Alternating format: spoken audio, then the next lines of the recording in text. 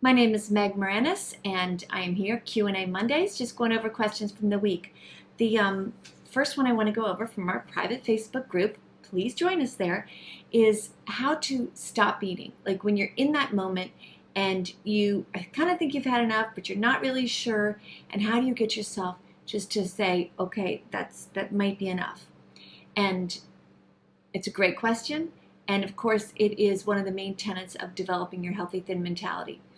You have to remember that your body and Mother Nature and everything about you is designed to make you survive and be healthy and eat the things that are good for you at appropriate times. So you're keying into that. And of course, you've ignored that for many, many years or decades, however long you've been a dieter. So when you're first engaging with this, you're like, okay, is that enough food? I think maybe it is, but I just really like it, so I just want to keep eating. Take that moment to say, just give yourself a chance and say to yourself, I can eat all of this food.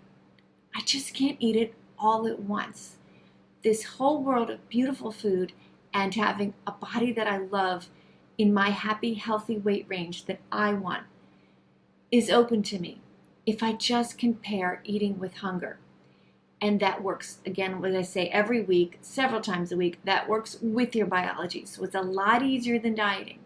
So if you're in that moment and the food tastes really good, just say to yourself, it may be good, but it's really fantastic when I'm actually hungry. And if you give yourself like kind of the permission to save this food, to eat it as soon as hunger comes back, that there's nothing demonic about that food or you for wanting to eat it, that it's all very reasonable to want to eat something delicious, of course. But just give yourself a chance to say, I can eat this as soon as hunger returns.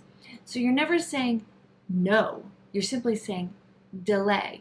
And that's such a completely different way to look at it. And I hope you find that really helpful, because we get in that diet mode where deprivation and restriction, and it makes us feel sad. It made me feel sad. I imagine it makes a lot of you guys feel sad, just deprived.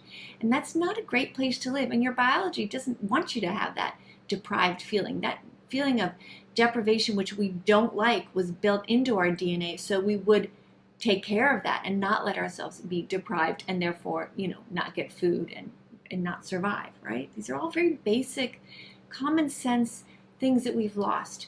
So you're in that moment, food's really good, and you answered your hunger, and your hunger's quiet, and you're going, I just want to eat some more. Say, hey, you can always eat more as soon as hunger returns. That gentle, not judgmental, not hard on yourself, just as soon as hunger returns. And you know what? Sometimes it's really soon. That happens to me, and I've been doing this a long time.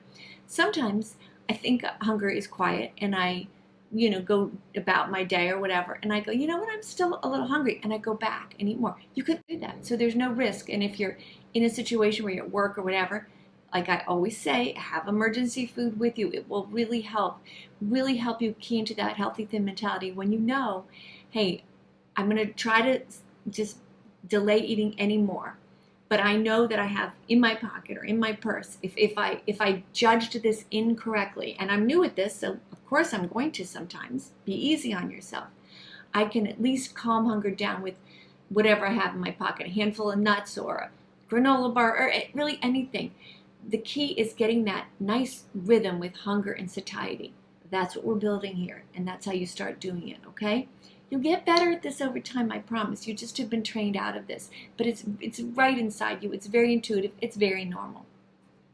This kind of goes into another question that was about, how do you plan for lunch if you have to pack it? You know what? When you're planning for lunch and you're new at this, you're going to have days when you hit it just right and you pack something and it works just great, and there's going to be days when you don't. So what I think is a great idea in the beginning is, if you can do this, give yourself a couple options. And just know, hey, if let's say you want a tuna fish sandwich and a peanut butter and jelly sandwich. I'm just using real basic things here. I love both of those very much, actually. But you might say, I'm not really sure which one I'm going to want, this really salty or whatever, mayonnaise-y tuna. I don't know if that's going to hit me, or if I'm going to really want that kind of peanut butter and whatever. If you can bring them both, Oh, as a dieter, no, then I'll eat them both. No, you won't, because you're developing your healthy thin mentality. You bring both and you go, okay, which is my body like? What do I light up more when I think about like the tuna fish? Oh yeah, oh got it. Or the peanut butter. Oh, that's really good. Pick the one that is really making you feel the most excited about eating. Okay, with no judgment, just pick the one. And let's say you eat half of the tuna fish sandwich and you're done with that, but you're still hungry, and then maybe you want half of the peanut butter. It's all fine. It's all fine, guys. As long as you're hungry when you eat, it's all fine. And again, if you're sitting there going, oh, peanut butter, because I used that as my example, I'm going to defend it. If you say, oh, that's like really high in fat and sugar, okay, sometimes that's what you're going to crave. And sometimes you're going to crave something that isn't high in fat and sugar. Give yourself a chance, guys. Give yourself a chance. You will. Your body is not going to always crave the thing that your intellect would deem, the worst for you, right? Your body's your friend, okay? Your body wants you to do well. So don't let me saying peanut butter and jelly make you think that I'm a big advocate for just eating junk. I am not, and that is not junk, by the way. I mean, especially if you get the, nice natural ones with great ingredients. Like, as a matter of fact, I'm thinking about it because I had this morning. I had this nice piece of Chumley's. It's actually white bread, which I don't generally crave so much, but it's called this Chumley's bread that you toast, and it gets so delicious. And I put this natural peanut butter on it that has just nothing but chopped up peanuts, and this amazing strawberry preserves that's just a bunch of raspberries and crushed. It's so delicious.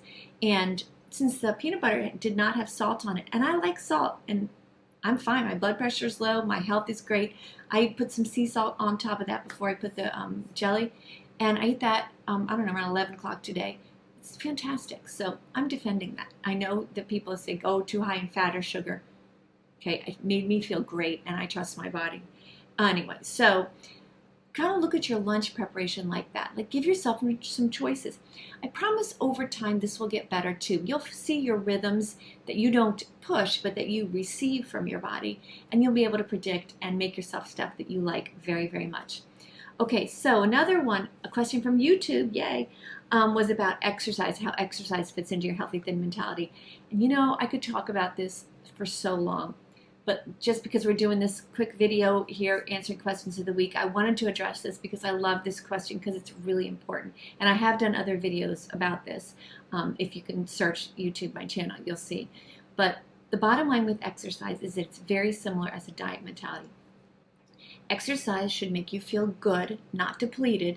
It should improve your mood just by, because you move. Like, imagine if you had a little puppy that you had in a cage. Oh, not a cage. Just didn't get out and run around one day. You know how then when you let him run around, I have a little dog, so high in my mind. If I keep her near me all day and she just gets antsy, she wants to run and run and run. We're like that too. Now, she's only one, so she's still got that puppy energy, but we still have that within us. So the beauty of exercise that you like, that doesn't deplete you but energizes you, is that you're going to want to do it. And the worst thing is doing exercise that you don't like.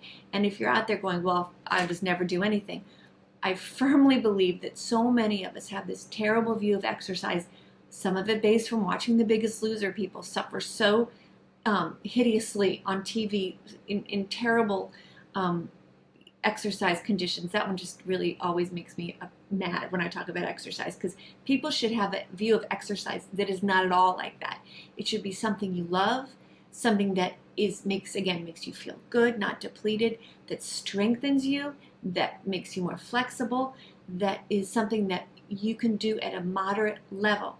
Unless you're training for some huge event, or you care so much about, having this, zero body fat or whatever, very low body fat, don't get so wrapped up in intense, punishing exercise, because it doesn't last.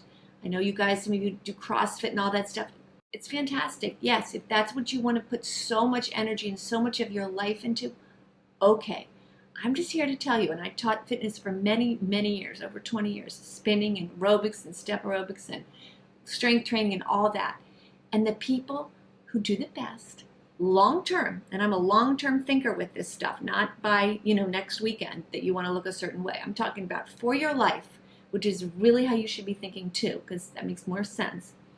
The people who did the best were the people who did something they liked in a reasonable schedule. Not every day, not 5 times a week, 3 times a week, depending upon what you're doing.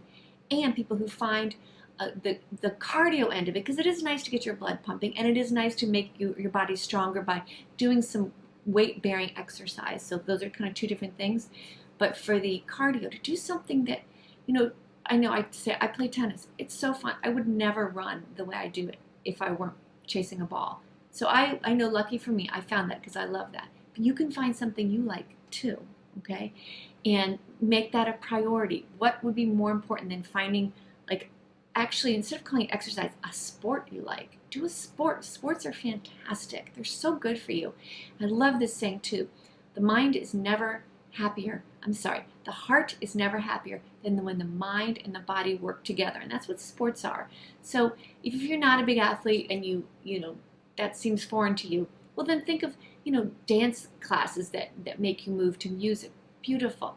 Do something you like 2 or 3 times a week that you can sustain for the rest of your life. Don't get in there at that gym, sign up and do it, 5 times a week and write in a chart and make yourself all stressed out. Embrace this as part of your life, that you won't need an app to remind you, because your body's going to go, God, I feel like doing something today. Like for me right now, I'm going to work out after this. I just can't wait. And I'm not unlike you.